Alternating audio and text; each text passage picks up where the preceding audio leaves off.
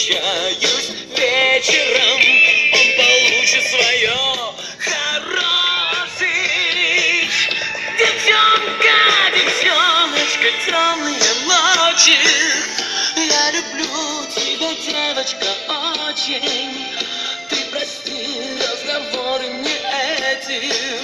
Я за ночь с тобой отдам все на свете. Девчонка, девчоночка, темные ночи. Я люблю тебя, девочка, очень.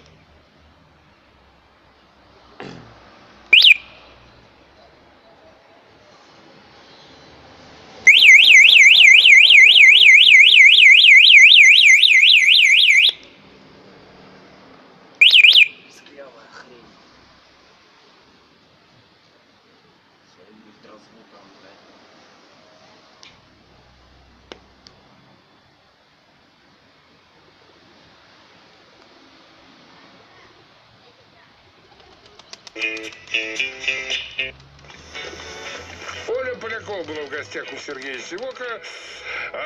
Ну, в общем-то, да, можно так охарактеризовать. Сильная женщина с очень веселым настроением. Спасибо, Олечка, рада нас ждать. Спасибо вам. Кто же это? Ну кто же это? Кто к Сивоку пришел? Кто пришел к Сивоку? Ну что, поговорим? О чем? Да о чем угодно.